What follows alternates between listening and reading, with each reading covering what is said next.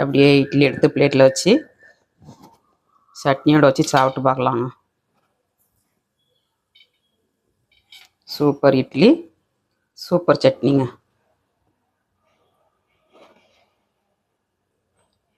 Emmy எம்மி இட்லி சட்னிங்க. Hi friends, எல்லோரும் எப்படி இருக்கீங்க? நல்லா இருக்கீங்களா? இன்றைக்கி சூப்பராட்டு இட்லி தோசைக்கு பொருத்தமான தக்காளி சட்னி செய்ய போகிறாங்க. தக்காளி, இஞ்சி, பூண்டு, புதினா, மல்லித்தழை எல்லாம் போட்டு இன்றைக்கி சட்னி செய்ய போகிறாங்க. சூப்பராக இருக்கும் டேஸ்ட்டு. ஒரு வாரத்து வரைக்கும் நம்ம ஃப்ரிட்ஜில் ஸ்டோர் பண்ணி வைக்கலாங்க. அந்தளவுக்கு டேஸ்டியாக இருக்கும். ட்ரை பண்ணி பாருங்கள். வீடியோ முழுவதும் ஸ்கிப் பண்ணாமல் பாருங்கள். வீடியோ பிடிச்சிருந்துன்னா லைக் பண்ணுங்கள். யாருமே லைக் பண்ண மாட்டாங்க. வீடியோவும் ஓடவும் மாட்டேங்குங்க. நல்லா ஓடிக்கிட்டு இருந்தது அம்மா மகள் சேனலில். இப்போ என்னமோ கொஞ்ச நாளாட்டு ஓடவே மாட்டேங்குது. ஃபாலோ பண்ணுங்கள் வீடியோ பிடிச்சதா லைக் பண்ணுங்கள். வாங்க தக்காளியை கட் பண்ணி எடுத்துக்கலாம். தக்காளி சட்னி வைக்கிறதுக்கு தக்காளி இந்த மாதிரி கட் பண்ணி எடுத்துக்கணுங்க. மூட்டை எடுத்துடணும். மூட்டை எடுத்துகிட்டு நீள சைஸில் கட் பண்ணுங்க. நல்லா பதங்கிடும் உங்களுக்கு. நம்ம குட்டி குட்டியாக கட் பண்ணதோட இந்த மாதிரி நீளமாக கட் பண்ணிங்கன்னா, பிரியாணிக்கு நம்ம கட் பண்ணுவோம் பாருங்கள், அந்த மாதிரி கட் பண்ணிங்கன்னா நல்லா வதங்கிடும்.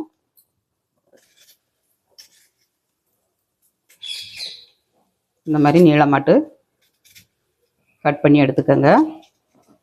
எல்லாத்தையும் கட் பண்ணிவிட்டு காட்டுறேன். தக்காளி எல்லாத்தையும் கட் பண்ணியாச்சுங்க. இந்த மாதிரி கட் பண்ணி எடுத்துக்கிடணும். ஒரு பிளேட்டில் எடுத்து வச்சுக்கலாம்.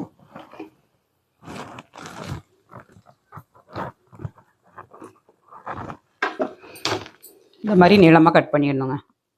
அதுங்களா, இந்த மாதிரி கட் பண்ணிங்கன்னா நல்லா வதங்கிடும் உங்களுக்கு. அதை வெங்காயம், பூண்டு உரிச்சிக்கலாம்.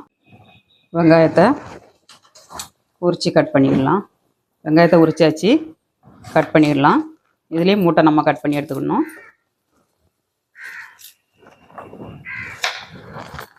வெங்காயம் உங்களுக்கு சட்னி அதிகமாக தேவைன்னா வெங்காயம் கொஞ்சம் அதிகமாக போட்டுக்கோங்க.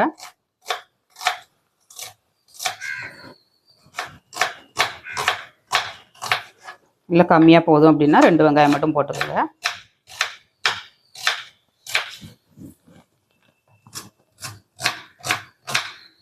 கட் பண்ணியாச்சுங்க. இந்த மாதிரி கட் பண்ணி எடுத்துக்கணும். பூண்டு உரிச்சு எடுத்தாச்சு, வெங்காயம் கட் பண்ணியாச்சு, இஞ்சி இந்த அளவுக்கு எடுத்துக்கோங்க. இதை பொடிசாக கட் பண்ணிடலாங்க. அவ்வளோதாங்க. இது கட் பண்ணிவிட்டு நம்ம வதக்கி எடுத்துக்கலாம். இப்போ அடுப்பை ஆன் பண்ணிடலாங்க. அடுப்பை ஆன் பண்ணிவிட்டு ஒரு கடாய் அடுப்பில் வச்சுக்கலாம். அப்படியே கடாய் அடுப்பில் வச்சுட்டு நம்ம வதக்கி எடுத்துக்கலாங்க. இப்போ எண்ணெய் ஆட் பண்ணிக்கலாம். ஒரு 2 ஸ்பூன் எண்ணெய் ஆட் பண்ணிக்கோங்க. இப்போ எண்ணெய் நல்லா ஹீட் ஆகட்டும்.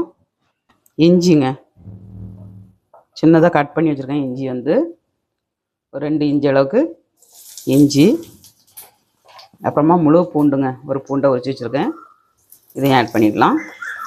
இது 2ம் நல்லா செவந்ததுக்கப்புறம் தான் நம்ம வெங்காயம், தக்காளி ஆட் பண்ணணுங்க. 2ம் நல்லா வதங்கினா தான் தக்காளி சட்னி டேஸ்ட் கொடுக்குங்க. அதனால் ஃபஸ்ட்டு நல்லா வெங்காயம், பூண்டும் நல்லா வதக்கிக்கிடணும். வரமிளகா போடாத இருந்தால் இந்த ஸ்டேஜில் வரமிளகா போட்டுக்கோங்க. இல்லை பவுடர் போடாத இருந்தால் தக்காளி வதங்கினதுக்கப்புறம் போடுங்க.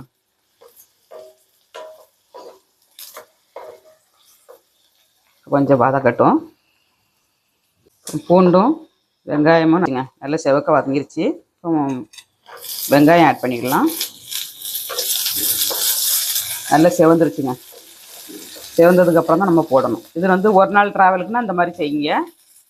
அப்புறமா வெளிநாட்டுக்கெலாம் கொடுத்து விடாதா இருந்தால் இங்கே வெந்தயமும் கடுகும் வறுத்து போட்டு தொக்கு மாதிரி பண்ணி கொடுத்து விடுங்க. இது சட்னி மாதிரி செய்யாத இருந்தால் நம்ம இந்த மாதிரி செஞ்சிங்கன்னா ரொம்ப நல்லாயிருக்கும். 2 நாள் ட்ராவலுக்கு போகிறதா இருந்தால் தக்காளி, இஞ்சி, பூண்டு ஆட் பண்ணி வதக்குங்க. வெங்காயம் போடாதீங்க. வெங்காயம் போட்டால் கெட்டு போவோங்க. இதில் கொஞ்சமாக கருவேப்பிலை தழை போட்டுக்கலாம். மல்லித்தழை, புதினா தழை எதுனாலும் போடலாம். இல்லை இப்போ எல்லாம் நல்லா வதங்கிருச்சு. இந்த அளவுக்கு கண்ணாடி பதம் வந்தால் போதும்.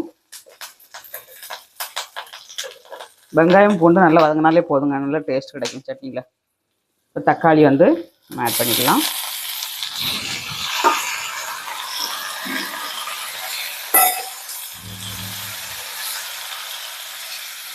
அப்படியே நல்லா வதக்கிடணுங்க. சட்னி தந்தோடி உப்புமே போட்டுக்கலாம். நம்ம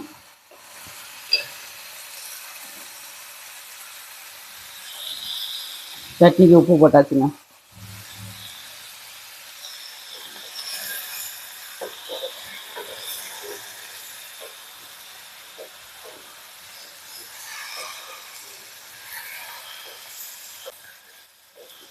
நான் கொஞ்சமாக புதினா தலையும் மல்லித்தலையும் போட போகிறேங்க. போட்டிங்கன்னா அந்த டேஸ்ட் வந்து ரொம்ப நல்லாயிருக்கும். நாளைக்கும் சாப்பிட்ற மாதிரி வைக்கிறாங்க. ரொம்ப நாளைக்கு வைக்கிறதா இருந்தால் வெங்காயம் ஆட் பண்ணாதீங்க. ஃப்ரிட்ஜுக்குள்ள வச்சேன்னா நீங்கள் ஒரு வாரம் வரைக்கும் வச்சுருக்கலாங்க. வெளியில் வச்சாங்கன்னா வெங்காயம் போட்டுக்கனால 2 நாள் தான் வைக்க முடியும். அப்புறம் இருக்காது, அது கெட்டு போகும். புதினா தலையும் கொஞ்சம் மல்லித்தலையும் போட்டுக்கலாங்க, ரொம்ப நல்லாயிருக்கும். ஒரு கைப்பிடி அளவு புதினா தலைங்க,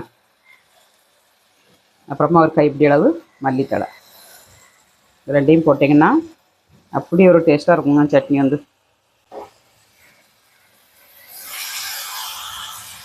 அப்படியே வதக்கிக்கலாம்.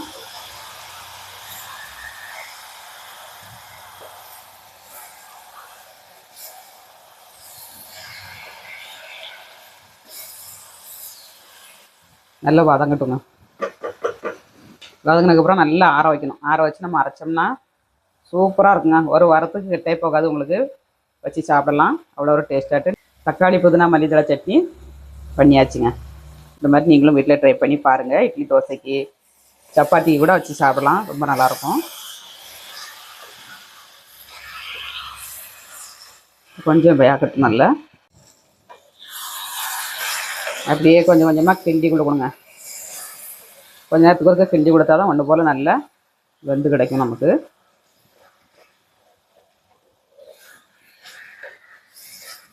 கொஞ்சம் வதங்கட்டும், நம்ம அடுப்பு ஆஃப் பண்ணிக்கலாம். டேஸ்ட்டுக்கு தகுந்தபடி கொஞ்சமாக புளி ஆட் பண்ணிக்கோங்க. காரத்துக்கு தகுந்தபடி கொஞ்சம் வரமிளகாத்தூள் ஆட் பண்ணிக்கோங்க. எல்லாத்தையும் போட்டு நல்லா வதக்கிக்கலாம். தண்ணியெல்லாம் நல்லா வற்றி வந்துருச்சுங்க. இது ரெண்டும் நல்லா ஃப்ரை ஆனோன்னே நம்ம அடுப்பு ஆஃப் பண்ணிக்கலாம்.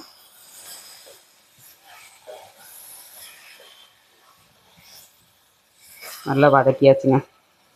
இப்போ அப்படியே நம்ம ஒரு பிளேட்டில் மாற்றிக்கலாம். ஆற வச்சு நம்ம அரைச்சி தாளித்தோம்னா சூப்பரான சட்னி ரெடிங்க. இப்போ அடுப்பு ஆஃப் பண்ணிவிட்டு நம்ம ஒரு பிளேட்டில் மாற்றிக்கலாங்க. லேட்டாக அரைக்கதாக இருந்தால் அப்படியே வச்சுங்க, ஒரு 1/2 hour கழித்து அரைச்சிக்கலாம். உடனே அரைக்கதாக இருந்தால் வேறு பிளேட்டில் மாற்றிடுங்க, அப்போ தான் சீக்கிரமாக ஆறுங்க.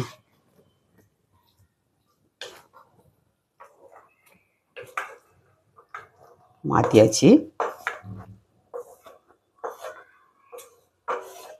நான் உடனே அரைக்கிற மாதிரி தான் ஆற வைக்க போகிறேன்.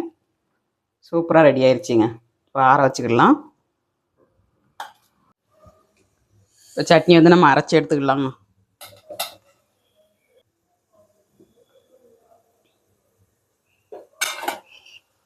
அப்படியே நம்ம அரைச்சி தாளிச்சிடணுங்க.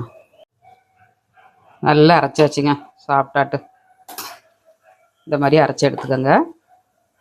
அதை நீங்கள் அப்படியே தாளிக்கணும்னாலும் தாளிக்கலாம், அது இல்லாட்டி நம்ம கடாயில் ஊற்றி நல்லா சுண்டை வச்சு எடுக்கணும்னாலும் எடுக்கலாங்க. அப்படியே ஒரு பவுலில் ஆட் பண்ணிக்கலாம்.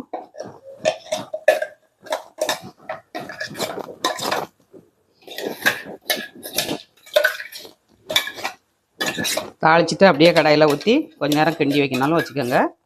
அதை விட இது நல்ல டேஸ்ட்டாக இருக்குங்க. தாளிசம் பண்ணிக்கலாம். அப்படியே ஒரு கடாய் அடுப்பில் வச்சுட்டு எண்ணெய் ஆட் பண்ணிக்கலாம். நல்லெண்ணெயில் தாளிங்க, ரொம்ப நல்லாயிருக்கும். எண்ணெய் ஆட் பண்ணியாச்சு. 1/2 ஸ்பூன் கடுகு, 1/2 ஸ்பூன் கடலைப்பருப்பு, ஒரு 1/2 ஸ்பூன் உளுந்தம்பருப்புங்க. எல்லாம் போட்டு நல்லா பொரிய விட்டுக்கோங்க. நல்லா பொரிஞ்சதும் 2 காஞ்ச மிளகாய், கொஞ்சமாக கருவேப்பிலை, அவ்வளோதாங்க. தாளிப்பு ரெடி. அப்படியே நம்ம சட்னியில் ஆட் பண்ணிடலாம்.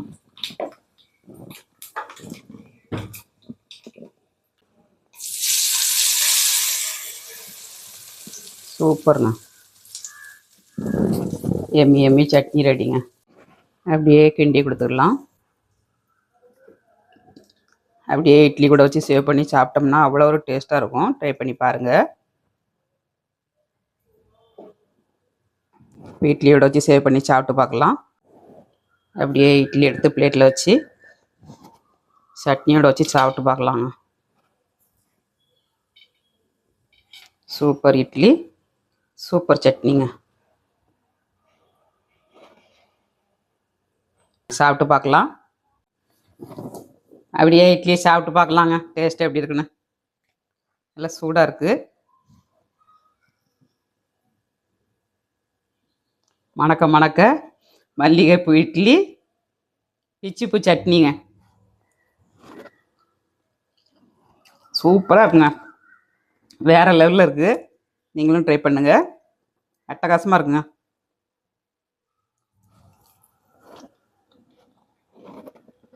சூப்பருங்க. இட்லிக்கும் சட்னிக்கும் காம்பினேஷன் பொருத்தமாக இருக்குது.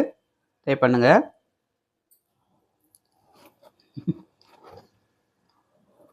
சாப்பிட்டுட்டே இருக்கணும் போல் இருக்குங்க. வீடியோ பிடிச்சிருந்தாலும் லைக் பண்ணுங்கள். மீண்டும் நெக்ஸ்ட் வீடியோவில் சந்திப்போம். பாய்.